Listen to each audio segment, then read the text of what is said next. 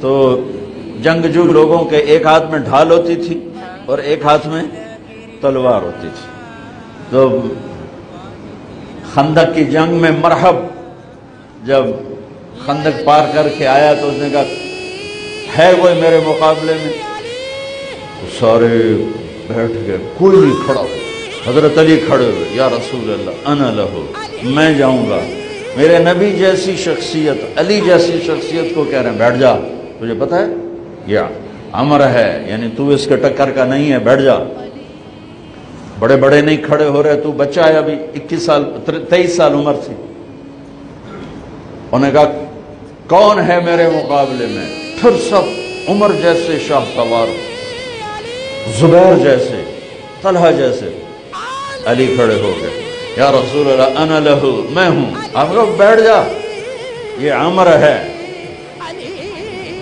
پھر اس نے کہا کدھر ہے تمہاری جنت جس میں دعوے کرتے ہو شہید ہوں گے تو جائیں گے، تمہیں کوئی جنت کا شوقین نہیں ہے؟ پھر کوئی نہیں کھڑا ہوا. علی کھڑے ہو گئے، یا رسول اللہ انا لہو. واہ، امام المتقین، من کنت مولاہ فعلی مولا، جس کا میں مولا ہوں علی اس کا مولا ہے علیہ الصلاۃ والسلام. بیٹھ جائیے، عمر ہے یا رسول اللہ. پہلے تو آپ بیٹھتے رہے، جب تیسری دفعہ آپ نے کہا بیٹھ جا، کہا اب نہیں بیٹھوں گا. وَإِنْ كَانَ عَمْرًا، عمر بھی ہے تو میں جاؤں گا. آپ نے کہا اچھا چل جاؤ. پھر آپ نے ان کے لیے دعا کی. اب ان کے ایک ہاتھ میں انا الذی سمتنی امی حیدرا کلیث غابات کریہ المنظرا اوفیہنی بالساء کیل السندرا. یہ شعر پڑھتے ہوئے جا رہے ہیں، میں ہوں جس کا نام اس کی ماں نے حیدر رکھا ہے. حیدر شعر کو کہتے ہیں، شعر، اس لیے آپ کو حیدر کرار، کرار کہتے ہیں پلٹ پلٹ کے حملہ کرنے والا. تو آپ کا لقب تھا وہ شیر جو پلٹ پلٹ کے حملہ کرے اور سامنے کسی کو نہ چھوڑے. تو جب آپ پہنچے تو آپ بچے سے، وہ 100 لڑائیاں لڑ چکا تھا، تو کہنے لگا کون ہو؟ کہا میں علی ہوں. چہرہ تو چھپایا ہوا.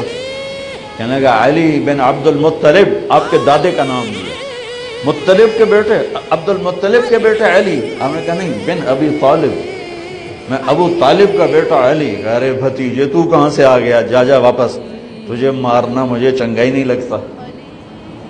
یعنی وہ ایسے یقین پر ہے کہ بچے نو تو میں مروڑ دیونا ہے. تو دوسرا قرابت رشتہ نکل آیا. کہا نہیں نہیں نہیں، محمد سے کہو کوئی اور آئے. انہوں نے کہا میں ہی تینوں کافی ہاں. کہا میں تجھے مارنا نہیں چاہتا. علی نے کہا پر میں تو تجھے مارنا چاہتا ہوں. اس کو غصہ چڑھ گیا.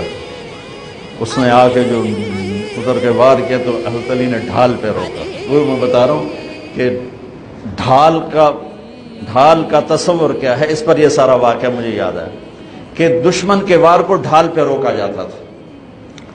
تو پھر اس میں جس کا داؤ پہلے لگ جاتا وہ پار ہو جاتا. تو اس نے